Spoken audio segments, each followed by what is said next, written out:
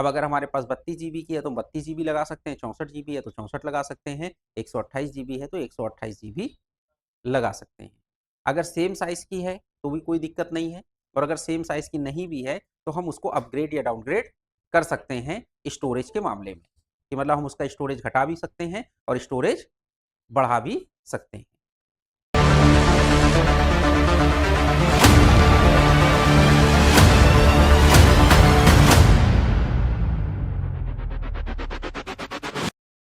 देखिए, आज हम लोग जो बात करने वाले हैं, ये हमारे पास में जो एक रिपेयरिंग के लिए सेट आया हुआ है, आईफ़ोन 6s है, ठीक? इस 6s में प्रॉब्लम ये है कि जैसे ही हम इसको चालू करते हैं, इस फ़ोन के अंदर इस मोड पे आ रहा है। इसके अंदर क्या बन के आ रहा है? कंप्यूटर और डेटा केबल, ठीक? इसको हम लोग रिकवरी मोड भी बोलते हैं, कि ये फ़ोन के अंदर रिकवरी मोड आ रहा है ऑन करते ही।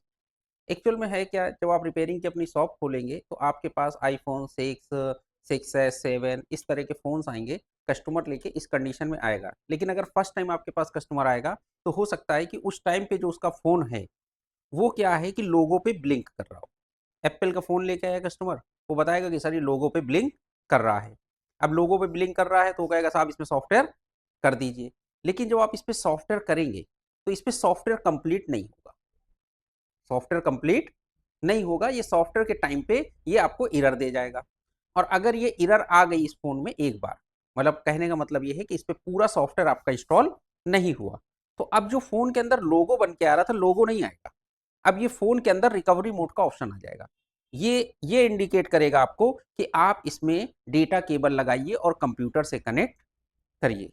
लेकिन अगर हम डेटा केबल लगा के इसको कंप्यूटर से कनेक्ट करके जब इसका सॉफ्टवेयर अपडेट करेंगे, तो ये पूरा सॉफ्टवेयर हो जाएगा तो फ़ोन चालू होगा, और अगर अपडेट नहीं होगा, तो फ़ोन चालू नहीं होगा। तो जब हम लोग आईफ़ोन रिपेयर करते हैं, तो आईफ़ोन रिपेयर में हम लोगों का जो सबसे मेन टारगेट होता है, वो ये होता है कि जब हम सॉफ्टवेयर कर रहे हैं फ़ोन में, तो हमारे फ़ोन में एरर क्या आ रही है। इसमें डिफरेंट डिफरेंट टाइप की एरर्स आती हैं, जब भी हम आईफ़ोन में सॉफ्टवेयर करते हैं, और वो जो एरर होती है, वो उसका एक एरर मैसेज जो है, जो एरर कोड है, वो हमको एक ये हिंट देता है कि इसके किस सेक्शन में प्रॉब्लम है। तो हमें सबसे पहले क्या ढूंढनी होगी कि सॉफ्टवेयर के ड्यूरेशन पे, सॉफ्टवेयर के टाइम पे एरर कौन सी आ रही है, ठीक? अगर एरर आ गई तो हम इसकी प्रॉब्लम का एक आइडिया लगा पाएंगे कि ये प्रॉब्लम हमारी कहाँ से आ रही है। तो सबसे पहले इसको कस्टमर ने कहीं पे भी सॉफ्टवेयर कराया या क्या कराया, हमें उससे मतलब नहीं है। हमें अपने हाथों से इसमें सॉफ्टवेयर करके देखना है कि इसमें सॉफ्टवेयर करते टाइम पर क्या एरर आ रही है। तो सॉफ्टवेयर करने के लिए हम लोग जनरली जो होता है सॉफ्टवेयर यूज़ करते हैं, वो 3U टूल यूज़ करते हैं। तो इस फ़ोन को हम लोग डेटा केबल के थ्रू कनेक्ट कर लेंगे, और डेटा केबल के थ्रू कनेक्ट करने के बाद में 3U टूल सॉफ्टवेयर ओपन कर लेंगे। तो जैसे ही हमारा फ़ोन रिकॉग्नाइज़ होगा 3U टूल के ऊपर, तो यहाँ पर हमारा देखिए ये आई डिवाइस लिख के आ रहा है। आई डिवाइस के अंदर ये फ़ोन की इन्फॉर्मेशन यहाँ पर ये शो कर देगा। इसके अंदर देखिए आपको ये ऑप्शन आई डिवाइस है, स्मार्ट फ्लैश है, आपको को इन 2 ऑप्शन पे भी फ़ोकस करना है। बाकी ऑप्शन से भी हमारा लेना-देना नहीं है। अगर आपने आई डिवाइस पे क्लिक किया तो यहाँ डिवाइस की इन्फॉर्मेशन आपको आ गई, और यहाँ पर ये दिखा रहा है कि I device connected in recovery mode, कि आपका फ़ोन जो है रिकवरी मोड पर कनेक्ट है। तो यहाँ पर जब फ़ोन हमारा रिकवरी मोड पर कनेक्ट है, तो यहाँ पर इसका मॉडल नंबर, सीरियल नंबर, ये सारी चीज़ें यहाँ पर आपको शो करेंगी। अब हमें फर्स्ट स्टेप जो करना है, वो ये करना है कि इसके अंदर सॉफ्टवेयर करके देखना है। तो सॉफ्टवेयर करके देखने के लिए यहाँ पर जैसे से ये हमारा आईट्यून्स खुल गया, ठीक है? आईट्यून्स भी हमारे सिस्टम पे इंस्टॉल है, तो आईट्यून्स भी हमको ये शो कर रहा है कि फ़ोन जो है हमारा वो रिकवरी मोड पर है, ठीक? तो अब हम आईट्यून्स से सॉफ्टवेयर करना चाहते हैं या 3U टूल से करना चाहते हो, जिस पे भी करना चाहते हो, अगर हम इस पे करना चाहते हैं तो हम इसको खोल लेंगे और आईट्यून्स को क्लोज़ कर देंगे। दोनों ही सॉफ्टवेयर ने रिकॉग्नाइज़ कर लिया है कि आईफ़ोन 6s लगा हुआ है और रिकवरी मोड पर फ़ोन कनेक्टेड है। तो अभी हमने क्या किया कि यहाँ पर जब स्मार्ट फ्लैश के ऊपर आए, तो स्मार्ट फ्लैश के ऊपर आने के बाद में हमने क्या हुआ कि फ़ोन की फ्लैशिंग स्टार्ट कर दी। अब जब फ़ोन की फ्लैशिंग हमने यहाँ पर देखिए स्टार्ट करी, तो ये यहाँ पर इस तरीके से आपको यहाँ पर परसेंटेज शो हो रहा है, ठीक? परसेंटेज शो होने पर यहाँ पर 16 टू 18% अभी हुआ, ठीक? साथ में यहाँ पर एक चीज़ ये लिख के आ रही, क्विक फ्लैश टू प्रोसीडिंग। अभी यहाँ पर देखिए क्या लिख के आ रहा है, अपडेटिंग नैंड फर्मवेयर। तो आईफ़ोन के अंदर जो स्टोरेज आईसी होती है, उसको नैंड बोला जाता है। कि नैंड उसकी खराब हो गई या नैंड सही है। तो अभी क्या कर रहा है, ये नैंड का फर्मवेयर को अपडेट कर रहा है, या जनरल लैंग्वेज में हार्ड डिस्क भी बोलते हैं। अभी देखना ये है हमको कि यहाँ पर ये जो 34% पे स्टक है अपडेटिंग नैंड फर्मवेयर, क्या ये कुछ टाइम पीरियड में ये इसके आगे बढ़ता है या नहीं बढ़ता है, या कोई इरर्स दे जाता है।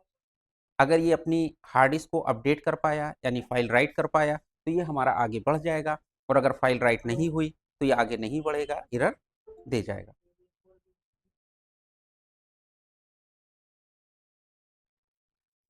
अभी एक चीज देखिएगा, यहाँ पर ये 34% के आगे नहीं जा रहा है, वहीं के वहीं स्टक है। अभी एरर मैसेज आने में टाइम ले रहा है, अभी कुछ देर में एरर भी दे जाएगा।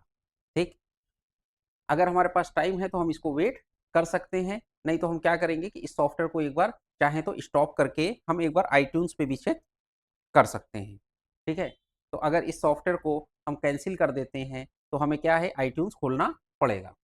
ठीक, तो आईट्यून्स के लिए यहाँ पर ये देखिए, यहाँ पर हमारा आईट्यून्स के अंदर रिस्टोर आईफोन का ऑप्शन आ रहा है। हमने इसकी फाइल जहाँ पर भी रखी होगी वहाँ से हम इसकी फाइल सेलेक्ट कर लेंगे, और फाइल सेलेक्ट करने के बाद हम इसको रिस्टोर आईफोन करेंगे।